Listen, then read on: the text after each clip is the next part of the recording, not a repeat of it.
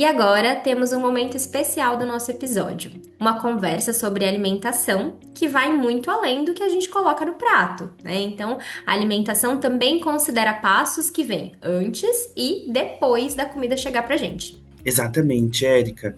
Vamos falar sobre como a alimentação está ligada à cultura, ao território, à nossa saúde e também ao meio ambiente. Então, para esse bate-papo, convidamos três especialistas que são referência nesse tema e que vão poder nos ajudar a entender melhor sobre o que envolve a comida no dia a dia, na rotina, de uma forma geral. Sem mais demora, vamos apresentar as nossas especialistas. Temos a honra de contar com a presença de Maria Paula, Jéssica e Arissa. Olá, pessoal, tudo bem? Sejam muito bem-vindas. Antes da gente começar com as perguntas, primeiro eu gostaria de agradecer muito a participação de todas aqui e queria que cada uma se apresentasse brevemente, contasse um pouquinho da sua trajetória com a alimentação. Posso começar? Eu sou a Maria Paula, de formação, eu sou médica, e a minha história com a alimentação e com a nutrição começa justamente na minha segunda residência. A primeira eu fiz em pediatria, e a segunda eu fiz em nutrologia e metabologia pediátrica, justamente porque as questões da má nutrição, para mim, sempre foram muito intrínsecas à má saúde das crianças, né? Então, enquanto pediatra, eu sempre compreendi o quão vital é uma boa alimentação e uma boa nutrição, já nos primeiros estágios de vida, até dentro intrauterina, né? Então, eu fui levada a mergulhar mais neste campo, especialmente da nutrição e da alimentação em crianças e jovens. Eu sou Jéssica. Bom, meu contato com a alimentação vem da minha formação, né? Eu sou nutricionista de formação. Eu tenho mestrado e doutorado em saúde pública. E desde a graduação me veio esse despertar para a área da saúde pública, né? De discutir sobre relações com a comida, com o alimento, especialmente falando de ambiente alimentar, né? Como que o espaço onde as pessoas estão inseridas determina o consumo alimentar delas, né? Então eu venho um pouco dessa discussão. Meu nome é Arissa, eu também sou nutricionista de formação. Acho que, na verdade, o meu carinho pela alimentação que me levou à nutrição, né? Então acho que tem toda uma história aí. Eu fiz uma residência, então eu sou especialista em nutrição materno-infantil.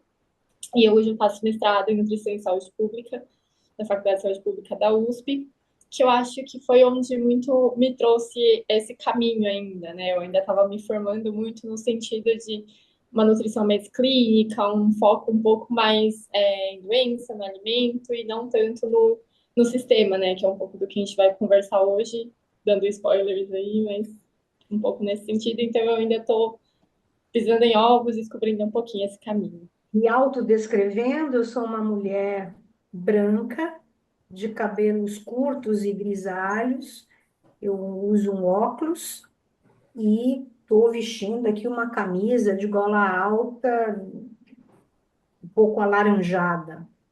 Eu sou uma mulher de pele morena clara, tenho cabelos lisos pretos, estou vestindo vermelho, acho que o vermelho vai ser a cor aqui do bate-papo. Tô com uma camiseta preta e uma blusa vermelha por cima. Eu sou uma mulher também, oriental, cabelos pretos lisos, e eu também estou vestindo uma blusa preta e um blazer vermelho por cima. Bom, obrigada por compartilharem um pouco da trajetória de vocês, né, por estarem novamente aqui com a gente. E a gente queria começar essa nossa conversa com uma pergunta um tanto complexa. Parece simples, né, mas ela é profunda. Queria que vocês, né, que uma de vocês respondesse, né, ou se mais pessoas quiserem compartilhar um pouquinho, sobre por que comemos o que comemos. São diversos fatores, né, para além do sentir fome, né? Então, tem uma tradição, um hábito familiar, por exemplo, né, de uma comunidade, de um povo que acaba influenciando diretamente as escolhas alimentares das pessoas. mas também existe o acesso aos alimentos, né? Seja o acesso econômico aos alimentos, o quanto que a pessoa pode ou não pagar por determinados tipos de alimentos, e o acesso geográfico, físico, né? Que acaba determinando o que é possível comer, então, né? E um outro fator que é importante, pensando nessa discussão global do alimento, é o quanto a indústria, a publicidade acaba influenciando também, vai moldando desejos, né? Desejos, percepções sobre o que é saudável, o que é moderno, o que é aceitável. Um ponto bastante interessante com relação ao acesso, né, é que fala um pouco desse lugar geográfico e dos biomas. Por que que aqui em São Paulo a gente come uma coisa e por que que no norte no nordeste a gente come outra? Então eu entendo que do ponto de vista de hábitos alimentares, a diversidade, né, ou a biodiversidade é um aspecto interessante também para se discutir. Quando a gente fala de acesso, claramente esse acesso ele tem um contorno mercadológico, Uhum. né? Mas também tem um contorno geográfico. Eu ia trazer um pouco a ideia do que a Jéssica traz, né, da questão das escolhas alimentares, que muito para além do o que a gente come, tem muitas outras decisões envolvidas, né? Então, onde, com quem, quanto, tudo isso também são escolhas que nós fazemos nesse processo e que também são influenciadas por todos esses fatores que a gente está conversando, né? Então, acho que é bem interessante trazer que, muito para além do o que nós comemos, tem muitas outras questões ali envolvidas nessa escolha alimentar, né? Acho que é bem legal pensar nisso, assim, em termos de comportamento. E aí, olhando para isso, a gente pensa muito nesse caminho, nessa trajetória do alimento até a chegada no nosso prato. E aí, para isso, existem definições de estratégias, de sistemas, de formas que o mercado se organiza para que o alimento chegue até o nosso prato. E aí tem aquela definição dos sistemas alimentares, os sustentáveis, os convencionais. Vocês conseguem refletir um pouco, trazer um pouco dessa reflexão da definição dos sistemas alimentares convencionais e sustentáveis e dessa aproximação do território com o rolê, das tradições que acontecem, que são passadas através das vivências pedagógicas? Sistemas alimentares é exatamente o que você fala, né, Luan? São todos esses processos e relações, né, que tem que envolve tanto a produção, distribuição, consumo e o descarte dos alimentos, né? E aí, quando a gente fala em sistema alimentar convencional, a gente vem de uma definição do que é o sistema dominante, globalizado, né? Que é centralizado muito numa lógica de agronegócio, da monocultura, do uso intensivo de insumos químicos, né, aditivos químicos, agrotóxicos, vem de uma concentração também fundiária, então uma distribuição desigual das terras, né, então um pequeno número de proprietários que detém uma maior parte de uma área rural, né, e vai muito numa lógica de produtividade e lucro, né, a produção de alimentos. E muitos alimentos que são produzidos, por exemplo, aqui no Brasil, não fica no Brasil, né, nessa lógica convencional, né. E essa lógica ela acaba contribuindo tanto para o desmatamento, para as mudanças climáticas, para a insegurança alimentar, né. Então, esse é um contexto pensando no convencional. Agora, o sistema alimentar, quando a gente fala sustentável, ele propõe uma lógica baseada na agroecologia, né, na soberania alimentar, na valorização da agricultura familiar, em cadeias curtas, né? Então, enquanto a convencional tem uma cadeia longa, que tem muitos intermediários, quando se fala de um sistema alimentar que é sustentável, a ideia é que seja as pessoas ter acesso mais facilitado a esses alimentos, né? Sem muitos intermediários, né? E daí, então, a gente está falando que são alimentos que são saudáveis, né? Que busca garantir essa base que é a agroecológica, uma produção mais justa desses alimentos, que respeita o meio ambiente, os saberes locais, respeita, falando de aspecto geográfico, né, que a Paula tinha comentado no início, respeito à produção de alimentos que faz parte daquele território, né, daquele local geográfico específico, e contribui aí para a resiliência, né, dos territórios, as crises climáticas, crises alimentares e climáticas, né, que a gente pode falar também. Então, eu não sei, as meninas podem complementar, mas quando a gente fala de uma prática que é mais saudável, a gente tem muito batido na tecla da importância do fortalecimento desses sistemas que são sustentáveis, né, de cadeia curta. Perfeito, eu concordo com a Jéssica, eu só complementaria, né, a fala dizendo que o sistema hegemônico, ele desperdiça alimento. A lógica de cadeias de deslocamentos, longos deslocamentos do produto ao consumidor, né? O nível de desperdício que a gente tem é muito significativo. E, por outro lado, o contraponto, que é a agroecologia, ela é um sistema, ela é uma proposta de justiça social, ela transcende a forma de produção desse alimento, e tem um aspecto muito interessante que ele regenera, ele é regenerativo.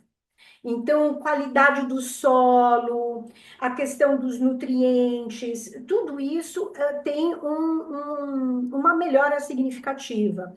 A permacultura, a agrofloresta, enfim, então você tem um conceito que vai absolutamente na contramão do sistema hegemônico atual e é absolutamente fundamental para o cenário de crise climática que nós estamos enfrentando.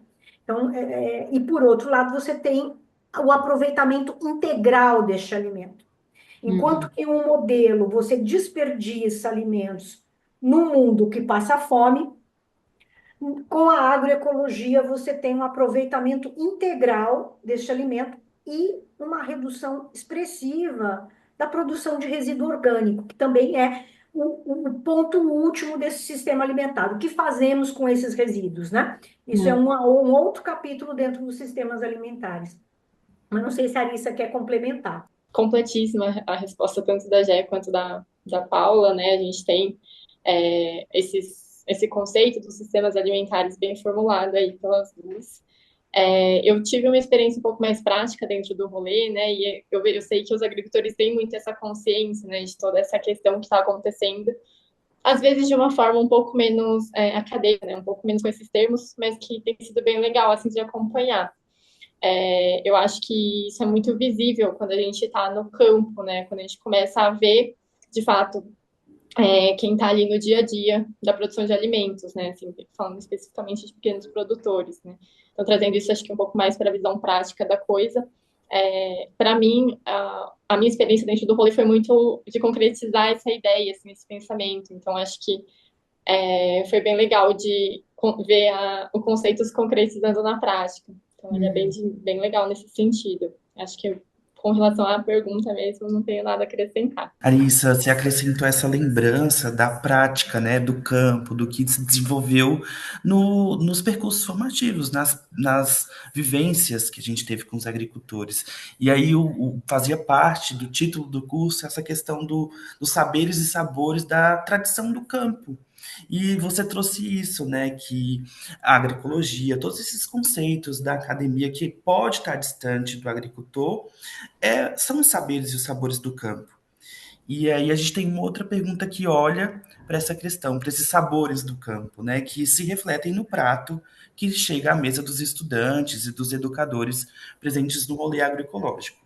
E aí a próxima pergunta que a gente traz é por que é importante resgatar, né, os alimentos tradicionais, os alimentos regionais, presentes na cultura e na história dos agricultores para as vivências que acontecem no rolê. Eu acho que é bem interessante a gente pensar nesse sentido, que de certa forma é um resgate mesmo, né? A gente tem uma alimentação que hoje é muito baseada em industrializados, em ultraprocessados, os famosos alimentos de pacote, né? Que nem sempre são nossos inimigos também, mas que a gente sabe que não é o ideal, né? E muito dentro do contexto do rolê mesmo, eu senti muito isso, assim, acho que os próprios agricultores trazem isso para a gente como participantes, como quem está ali participando da visita, da questão de resgatar, de como muitos deles trazem essa parte da produção de alimentos da família, de como os pais faziam isso. Então, é uma coisa que é passada não só a prática agroecológica em si, mas o conhecimento, né? Assim, tudo isso é muito, muito legal, né? Então, a parte da alimentação também vem sendo resgatada. Muitas das crianças que estão ali durante a visita têm origens, né? A família é descendente de nordestinos, de pessoas de outras regiões, que tem essa agricultura enraizada e que foi meio que se perdendo, né? Então, acho que quando a gente fala dessa alimentação que é um pouco mais natural, que tem essas raízes que muito na teoria são mais antigas, né?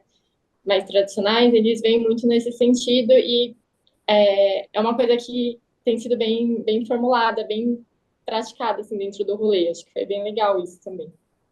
E que bom que as crianças e adolescentes, né, têm essa possibilidade de aproximação, assim, né, para valorizar esses alimentos, no sentido de ajudar a manter a diversidade alimentar, né, o entendimento sobre sustentabilidade, né, de saúde ambiental, saúde física, saúde nossa, quanto humano, quanto a saúde nossa do meio ambiente, né, então, eles acompanharem essas práticas sustentáveis, né, e o que a Arissa fala, né, que muitos agricultores trazem mesmo aquilo que eles aprenderam com os pais, aprenderam com os avós, né, e que hoje muitas crianças pode não ter essa referência, né, dos pais ter trabalhado no campo, dos pais ter plantado, né, alimento, enfim, produzido e plantado, cultivado, colhido os alimentos para se alimentar. Então, essa proximidade dessa nova geração nessa discussão é de suma importância, né? Porque elas já estão sendo afetadas, né? Algo que é urgente, é presente, né? E o que elas podem já despertar de ideias para que haja uma mudança agora e também pensando nas gerações após elas, né?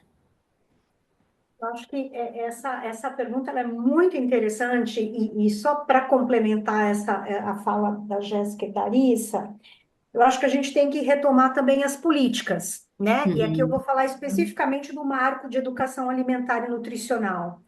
E quando você faz essa aproximação de uma geração que foi extremamente impactada pela indústria de alimentos, ou seja, pelo ultraprocessamento dos alimentos, a uma geração que tá na terra, né? E aí não só na área rural de São Paulo, mas nós temos espaços muito interessantes periurbanos e urbanos, né? Você tem uma transmissão de conhecimento e de saberes tradicionais e transgeracionais, que é um dos aspectos do marco da educação alimentar e nutricional, que é um marco que norteia muito as atividades de quem trabalha com alimentação e nutrição, né? E tem um aspecto muito interessante dentro do rolê, que é a culinária, que é a produção desses alimentos, a transmissão desse conhecimento de forma oral e por receitas. Eu acho que esse é um ganho muito interessante do ponto de vista de aproximar, de aproximar esses atores sociais, né? Então, essa criança poder, esse jovem poder entrar em contato com este conhecimento, que não é um conhecimento vamos dizer, muito óbvio, né? Numa cultura onde tudo está muito digitalizado, onde as telas estão predominando, né?